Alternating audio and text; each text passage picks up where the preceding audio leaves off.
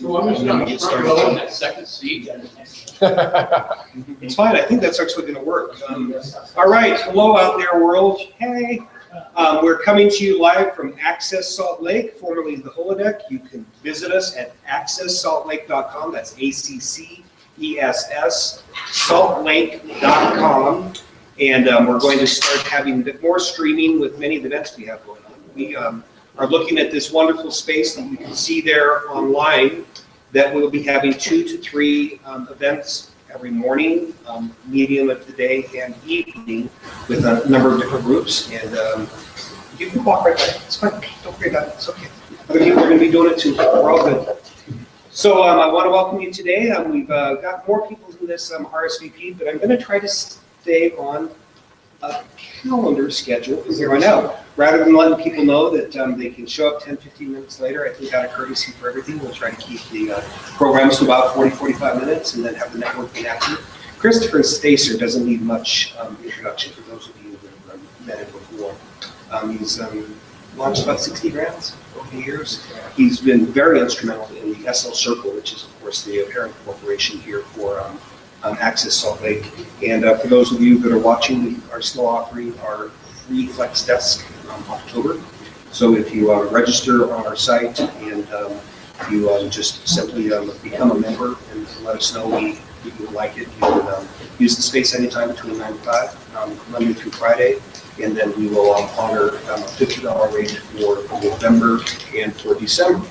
And we've got some very exciting things coming down the pipeline. You see that we've got rid of our soda machine back there. The plan is that we'll be able to get some catering boxes in here because we're going to have a number of different events for that type of thing. So this will definitely be a case of pardon our dust while we're doing some painting and bringing in some permaculture and everything else with our partner, which is called Creative Performance. But with no more to do, as it is currently noon straight up, I'd like to welcome Christopher Staser, and he's got a message today that is apparently about slow down to speed up in 5 lessons that he will share with you. Welcome, enjoy. I'll pop in periodically and we'll go from there. What's going on, buddy? All right, guys. Thank you so much for taking your lunchtime to spend some time together. I'm really excited. I am celebrating, as of September, 10 years under the name of Brand Weaver, which is a company that I evolved from more of like a video, logo, website design, and moved into branding about 10 years ago. And so I'm really excited to just realize that it's actually been 10 years that I've been doing this. And there's a few things that are really, I think, unique to the approach that I've seen, that I've developed because of who I am, and just working with so many clients, over 60 clients, developing over 60 brands specifically over the last 10 years, that I hope to share some fun stuff with you guys today. So thank you again for being here. And I want to try to imagine, I'm not sure who we have in the audience, but I'm going to imagine that generally we have entrepreneurially minded people who, even if they work in corporations, they got something they're brewing on the side, maybe multiple things you're brewing. And so we can get into some open discussion. And I really invite that. And I really invite having conversations with everyone. And so just to start off with this idea here of slow down to speed up.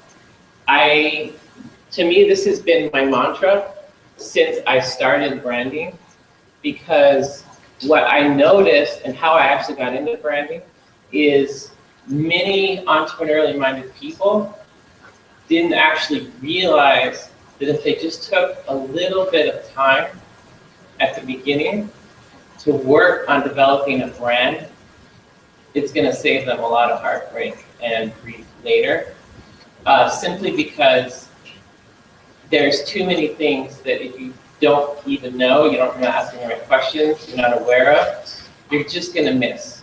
And so I think I've been lucky. I've had a really good mentor back when I got into branding. And I was a member, and I still am, of CEO Space. And we happened to meet a peer who we realized that we had a lot in common. But I didn't even know the word branding. I just didn't know. I was doing the service business for a long time, people would come and hire me and say, here's what I want you to do, and I would do it, right? So what changed for me is I've started to actually get that most of the people that were telling me what they wanted to do weren't ready for what they wanted to do, and weren't even clear themselves what they wanted to do. And it was this, between that and then meeting other peers that were designers and branders, I started to understand that my mind naturally was really curious about the foundations. So the slow down to speed up is really, let's find out what the foundations are of a brand. And the idea of that is simply this. Insight, like music, happens in the space between the notes. Okay, so these are all my pictures here from recent adventures, and my passion is getting outside, getting into nature, taking time off, because the retreat, having that retreat space in your mind is when you get the insights. You can work really, really hard on your business, and we all know the mantra, you know, work on your business or work in your business, right? So the work in your business is what most of us are doing most of the time, but the work on, we want to do, and we can work really hard in terms of a focus. We can really drive in and churn and work, but sometimes you really just gotta step away and create the retreat. So my intention is to create retreats consistently. And when I work with projects, because I'm working with so many kinds of clients, I have to do that for my own sanity, because I have to juggle these different worlds that I'm living in, because essentially I'm immersing myself inside a brand world. And then guess what? The only way I can really be of any use as an outsider, third-party consultant, is the intensity of it, and then also the relaxation and the retreat. So the whole idea of slow down and speed up is also this idea of making a point to take time to do something that's completely unrelated to your business, that gives you joy, that gives you passion, because that's also going to give you insight. And that's also when you're working really hard on developing who you are. But I also mean that in another sense, because what I do and what my belief is essentially, I don't have to spend a lot of time to develop a brand, but I have to spend some specific focus time. And if we can just slow down and uncover the value systems, the real ideas behind the brand, we can just slow down and do that, we don't have to spend that much time doing it. You can actually do it in a matter of days and weeks. But most people, especially when they're entrepreneurially minded, can miss that. And so I just really want to remind, in the essence of everything we're talking about today, the importance of that kind of experience in creating insight. Because to me, insight happens when you least expect it, as you know, in the shower, on the toilet, or in the most unexpected ways. So remember that in your creativity and in your ability to refresh who you are, which is a constant process, making time for that is really important. Okay, so let's go ahead and start with our first idea. So as far as I'm concerned, definitely name really matters. And I've become a specialist in naming organizations. And as you know, say you take Starbucks, which has a story behind it, which is, actually a reference to literature, to the whale, the Moby Dick. But regardless of that, Starbucks doesn't necessarily mean very much.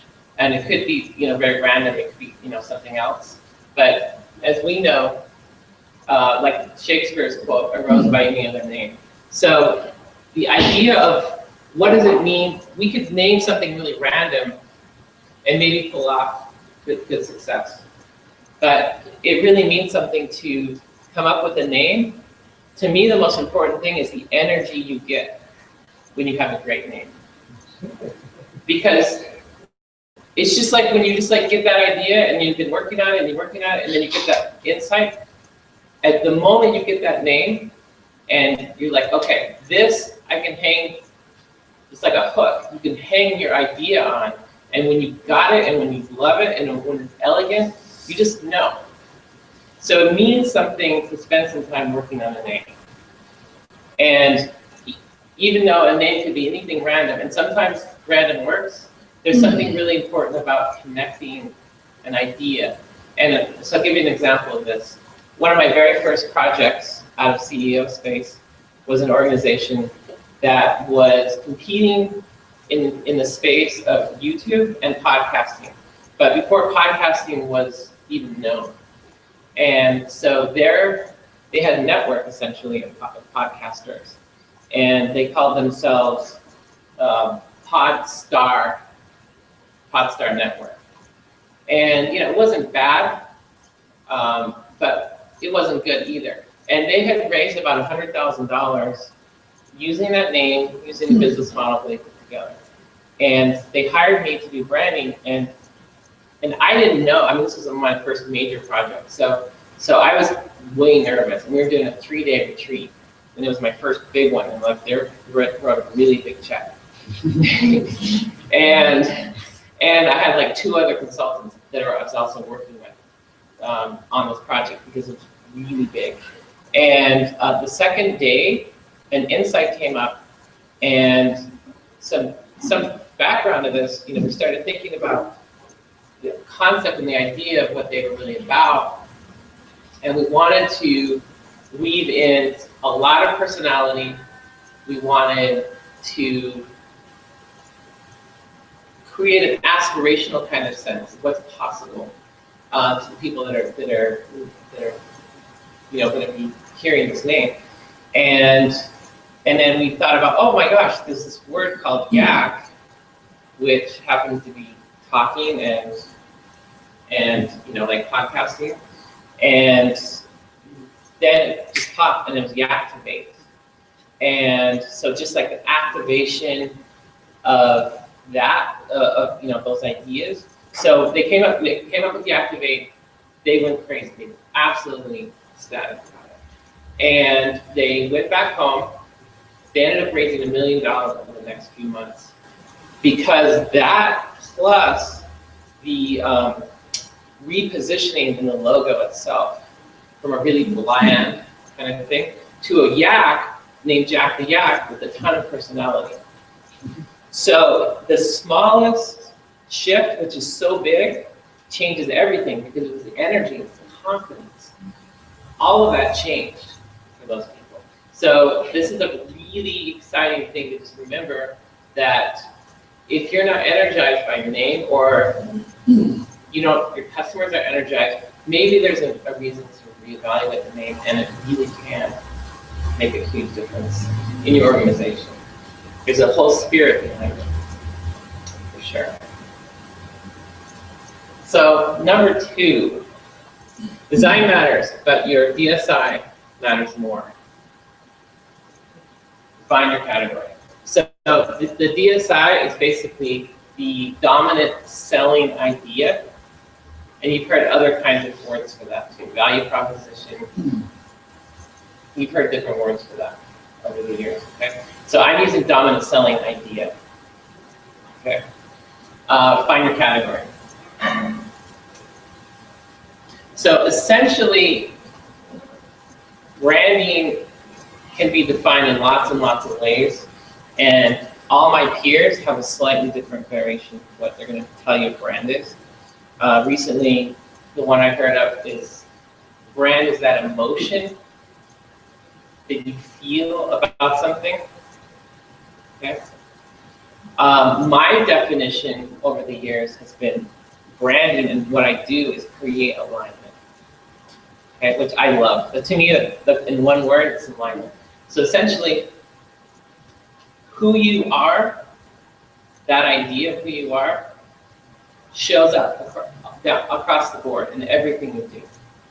So to me, that's the idea of branding. But throw that to the side. Think about the famous, question in branding at least. What car would you think of when I say safe? A safe car. Subaru. Subaru. Anyone else? Mercedes, Volvo, both right from that. Right. Right. And so Volvo's definitely been a dominant category leader in that way, and Subaru is definitely Utah. Sure. So, and this idea that I basically said, okay, safe and car, right? So we can take car as one category, and then we take safe car, they become a subcategory. So branding isn't very magical. What we're really doing is defining who we are in the context of the marketplace, in the way that other people are going to reference us. Okay? How are they going to think about us? And where do we fit in their minds? Okay? So from that point of view, what I love to do is to create a space that you can call your own. And what that means is we find your category, and then we evolve the category into a new market space that's unique to you. And the wonderful thing about the marketplace is, just like nature, there's a niche for absolutely everything, potentially. And if the niche doesn't fit, you die. Or you give up, one of the two. Or you readjust. But the wonderful thing to remember about that is there is room for you. There's room for your brand. And if you can teach people how to think about you by defining a space that didn't exist, then it really is your own. And it gives you the room to breathe, it gives you the room to really be expressed in your domain and to feel comfortable in your domain. And are there any examples anyone here might think about in how a brand basically defined its own space? I'll give you a couple as well. Just curious if anybody has. Google. What do you think they did? So they created things that didn't exist before and made a community around it. I think that's a big one, is the community. Harley-Davidson, those types of things. Yeah, I mean, we can basically look at any successful brand, say Harley-Davidson, which I'm not, I've done a lot of case studies around Harley-Davidson, but we know that Harley-Davidson's had a huge resurgence amongst especially baby boomers for a variety of reasons. But certainly, if you say, okay, motorcycle, and then you say Americana motorcycle, big, and then I don't even know the definitions of how that would go in. But essentially, yeah, they define a space that's clearly theirs, that nobody else can touch, and they dominate. And what I do is work with whatever organization I'm working with. I look for that space that's really unique. So like I'm working with a little organization here, Bjorn's Brew, coffee, the drive-thru coffee, and there's a lot of coffee shops. So you can say coffee shops, and you can say locally owned coffee shops versus chain coffee shops. And then within that, they are the coffee shop for animal lovers. And everything about Bjorn's is an experience for animal lovers. And about two out of 3 cars going through Bjorn's have a dog or other animals. And they got the dog treats, and everybody gets little biscuits and shaped dog bones. So it's a full-on experience of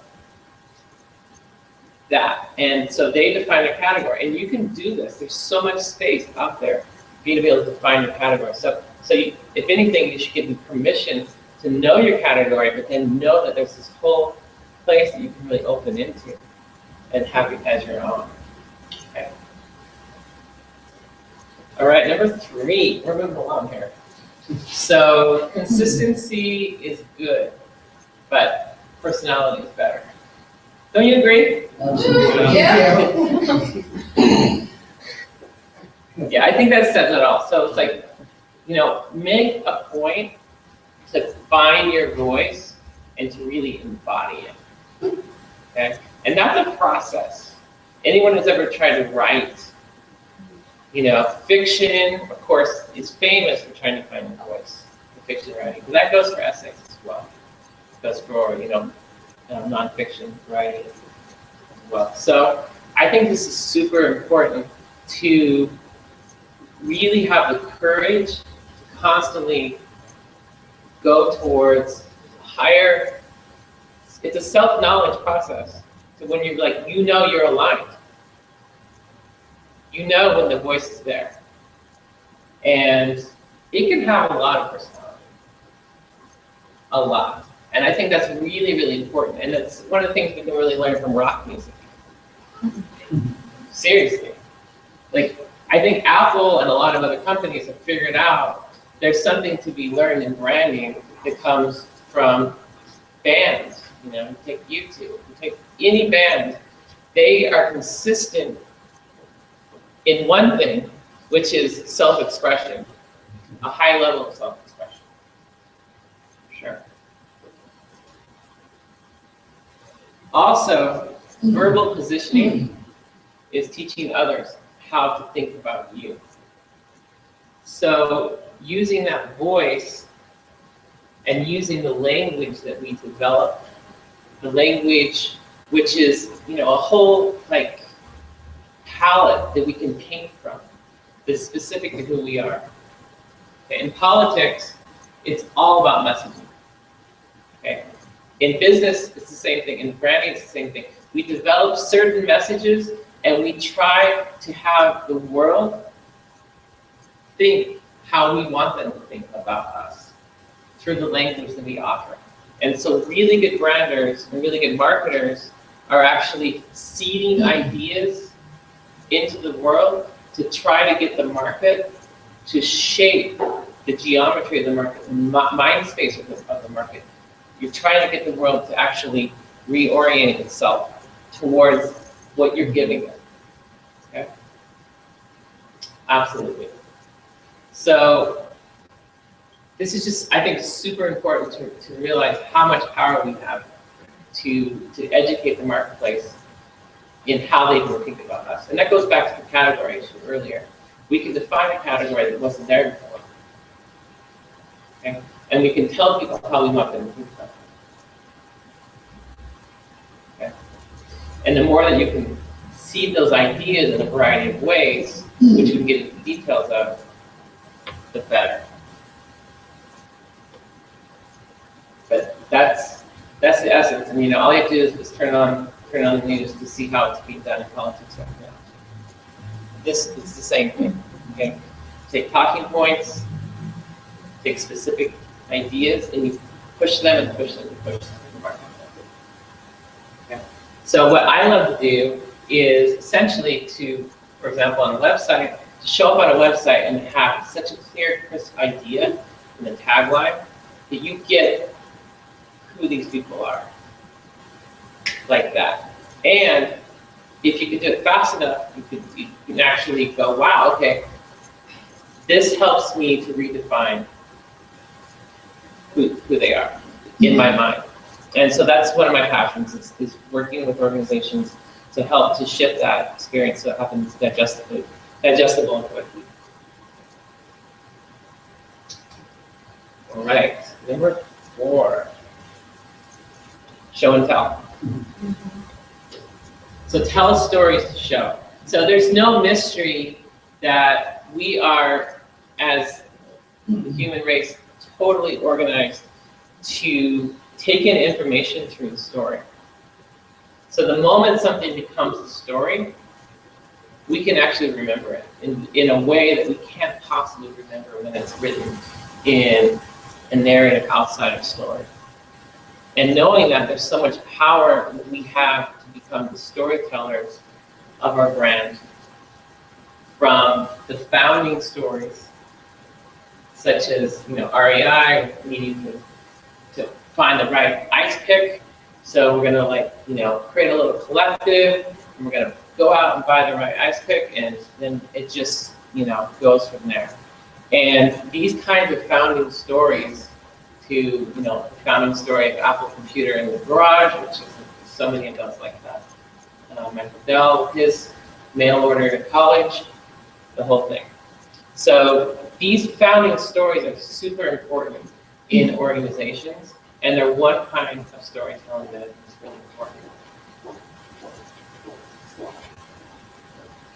So invite your customer to share in your heroic journey. Because think about it, an entrepreneur, founder, scrappy story, it's the rags to riches. Practically, it's the underdog story for most organizations.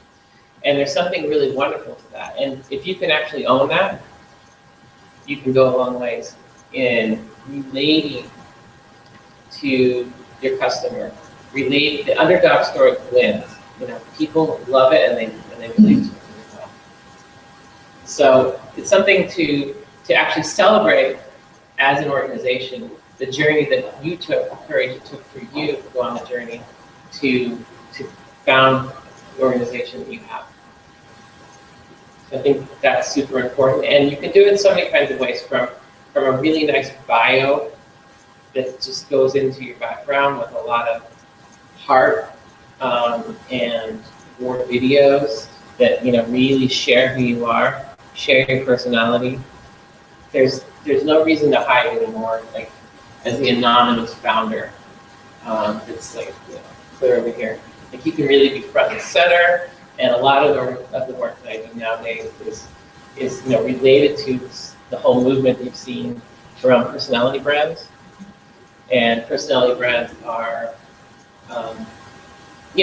something that we all are all aware of anyway, but there's a lot of permission right now, Instagram and all the ways that you can kind of be a mini celebrity within your category. So obviously we know that we can be personality front and center right now, and the more you can share your story, live your story authentically, obviously you're doing great. And the whole word authenticity, I feel like I pioneered that word, but I feel like it's a cliche beyond a cliche nowadays. Because we all know, it's like, that's the wonderful thing about branding, is culture is catching up to some of the insights that branders have been using for a long time over the last 10, 15 years. And we're just on a major cycle culturally, and I really believe there's cultural cycles. We're definitely in the midst of a cultural cycle that allows authenticity its full expression right now. So you can totally embrace it. All right, so number 5. Create true believers by knowing what you believe in. Gather your tribe.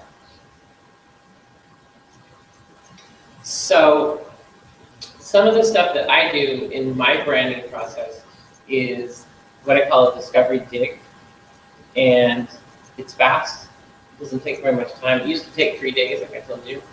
I can do it in basically 4 to 6 hours now, and gather the same kind of information. It's taking me a lot longer.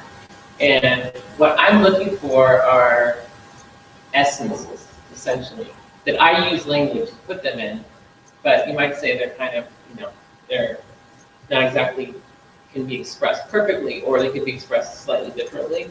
But what my job is to put it into words as tight as possible, essentially like a couple of words, to answer fundamental questions. So there's a fundamental question of, what are you selling? Who are you speaking to? On and on. Okay, what's your category? And one of the other ideas is the idea of brand idea, which to me is DNA, and those are 2 words. So my job is to really come into that language. And in addition to that core language, it's really the what do you believe in language. What's your credo? What's your fundamental value system? And this is, to me, really important in the slow down to speed up process, is to just really figure that out and to keep checking back on it. Because branding isn't just like one and done. You really want to come back. Core ideas probably won't change, forever, but they might change a little bit here and there. Some things are going to change. The way you express yourself might change. You might suck doing it this way. It's like, that's not working. The market's not responding. Let's pivot. But some core things aren't going to change. And values are probably one of those things that's not really going to change. And it's one of the things I really encourage you to figure out. What do you believe in fundamentally? Because once you do, it's so magical what can happen. Because your tribe wants you. They want something to believe in. I mean, that's really the exciting thing about brands right now is the decline of religion, the decline of external places to hang your belief, the loss of faith in media, loss of faith in politics. Where do you find faith and belief in? Where can you find an alignment of values? And there can be some scrappy little brand that stands up for something. You're going to support that. You're going to be loyal. Okay? So that's something to really get, is that people want to believe in something, and they want to believe in what you have to offer, especially if you have convictions, to express it. So really important to figure out what they are, and then to go out and live them. Connect with your reason for being, gather your troops, and fight for it. What's really exciting about this phase of the pendulum, cultural phase, is people actually want to fight for something. Like you can feel it in the energy. There's like, in the culture, there's just like, we actually are ready. The millennials, they want to fight for something. And they want something to believe in, and they want to fight for it. They're willing to sacrifice a lot of money for meaning. They're willing, and most of us are. Okay, so that's something to really be aware of, that as you add value in the marketplace, as a real market value, specifically a dominant selling idea, and the thing that you're offering that really is unique to you and that the market really wants. Beyond that, you're really selling a belief system. You're selling the capacity for people to want to connect and believe and join a tribe. Because we want to feel a bond as human beings and feel like we're a part of something. So that's something that's super important for, and we're willing to fight for it. And it's not just what we're for, but it's also what we're against. And especially now more than ever, culturally, figuring out also what you're against can be really a big part of the process.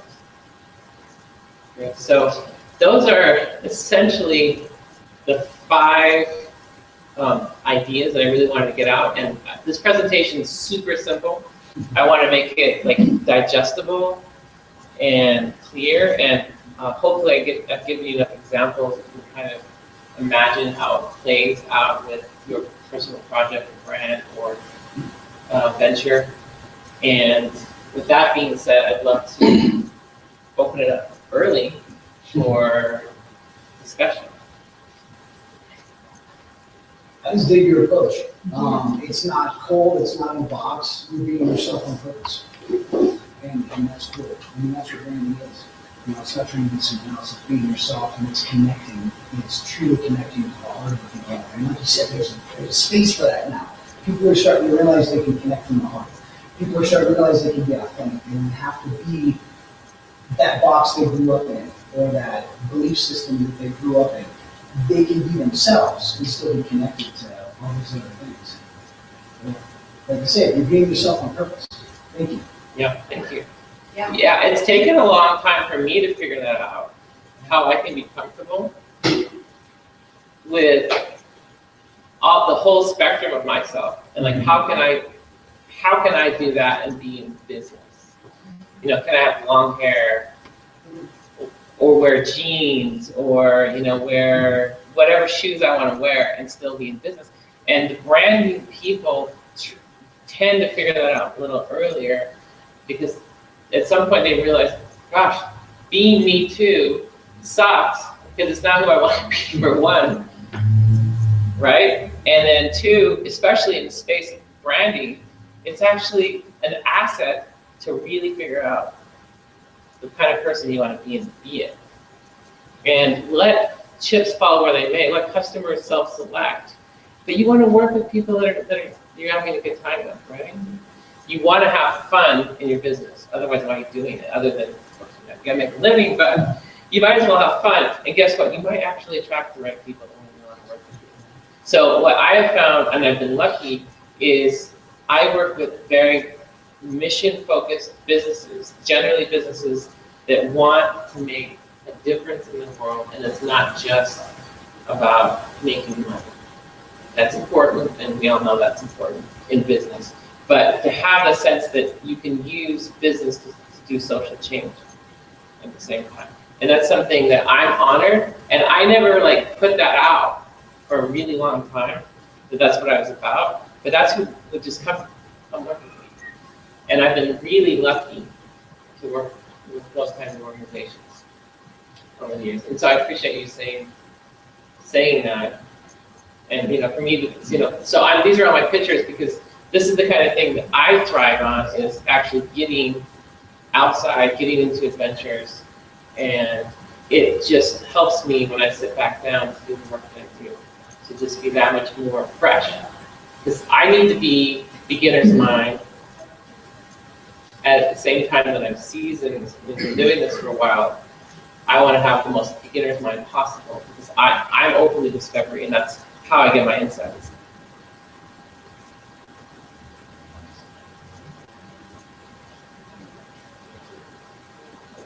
Does anybody want to bring up their project they're working on currently? If there would be so bold. I don't know about a project, but something that's really important is the concept of self-branding. And then as you go through life, the different businesses you're a part of, or jobs and so forth, is aligning your brand with the brand of the new business or the new job or whatever that case is, and make sure that it aligns itself so you can continue working in a positive manner. And that's always quite a bit of fun. Yeah. I mean, it definitely takes work to Right. first of all, understand yourself through and through, so then you know exactly how to morph yourself into the new brands you're taking on throughout life. That's a really good point. I can relate to that just a little bit. So one of the things that we can think about as individuals is, as employees or as connecting to other organizations, when we have that value, self-knowledge, it's never going to be perfectly in alignment, as we know, with the different organizations out there.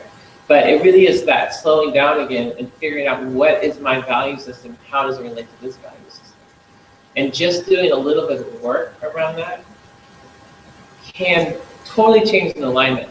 You're like, okay, yeah, it might not be perfect, but we can find an alignment that's going to work so that I can be in the organization as an employee, as a contributor, as a consultant, and find that way to connect.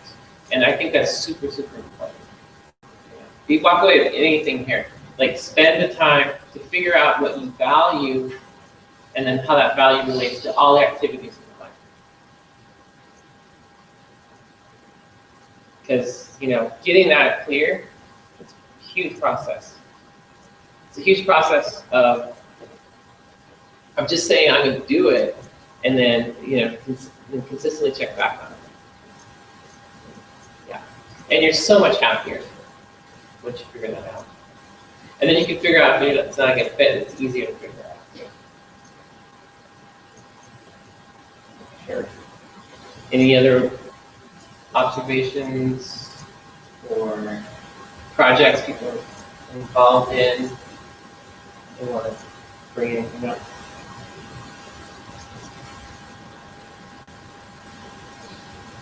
I always have a ton of projects. Yeah. Just what we're always expanding. My newest project is I'm going to start speaking on cruise ships. Wow. So it's going to take me to a whole another kind of venue. Right. And so I'm doing a lot of, what you're talking about Exactly. Just kind of slowing down, Right. find out what are my true core values, because I've got so many different things that I do now Mhm. that I'm trying to find that core where they all blend, and I'm not trying to be a jack of all trades. Right. Yeah, so another thing I can speak of on that topic is I consider like the umbrella idea, which is essentially what fits under your umbrella.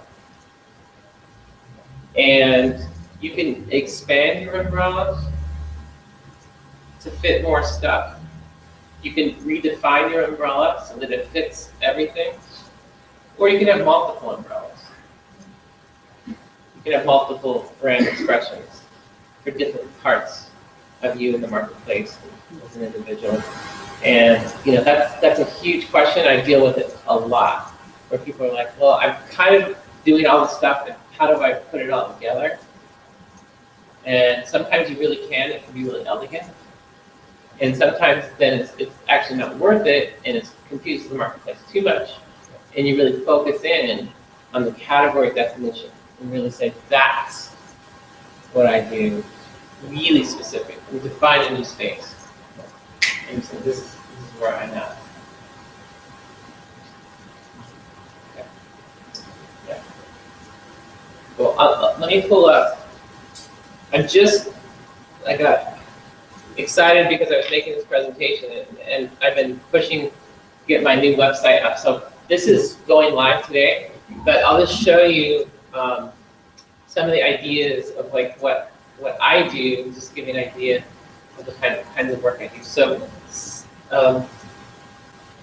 starting over here and going over from looking at a brand, say for an hour, and getting a lot of quick insights into where it is, where it could go, what's misaligned in it. From that to essentially what I do a lot of stuff is in the verbal positioning and visual positioning work.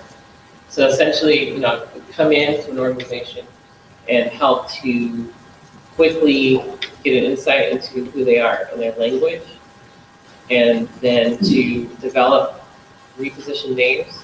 I've named a lot of companies. Like definitely, I've done about 60 brands. I've probably done 40 names out of that, and so a lot of renaming process, and then also a lot of logo design, logo redesign. I do a lot of that, and then oftentimes on the far right, the brand full web makeover. A lot of stuff that I do, especially nowadays, is how do we take it right into the website.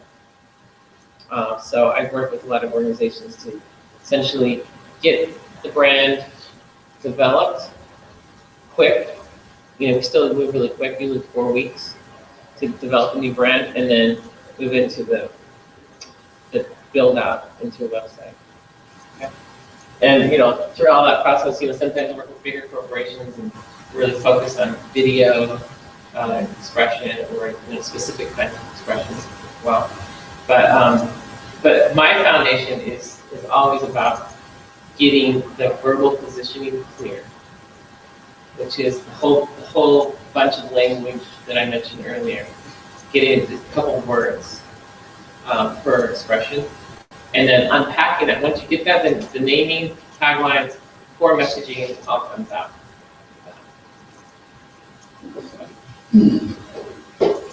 So that kind of gives you an idea of like what I've been doing, which I've been doing for a really long time, and I just love it. So it's very boutique, and I just work with a handful of people, organizations at the same time.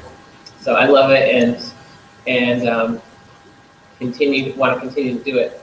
Hopefully, charge more and more and more, right? So you can still afford me now. Give me what you can afford me. Right. Yeah, you better call me now. Anyway, a long-term contract. Yeah, there you go. Yeah, sign it long term, and prices will stay the same.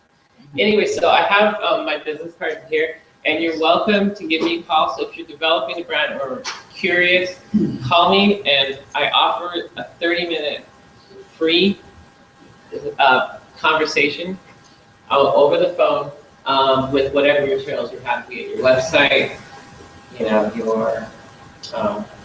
your business cards and brochures, whatever you're working with, an idea. I'll give you 30 minutes to just kind of give you my insight on it for what it's worth over those 30 minutes. Okay. So I really stand by that, and just message me, text me. If you don't hear from me right away, and this is my retreat, But texting is the best way to get a hold of me for like an immediate response. So I hope you've enjoyed it, and I think we're going to end that time and have plenty of time for informal conversation. Cool. Yeah. Thank you so much. Thanks.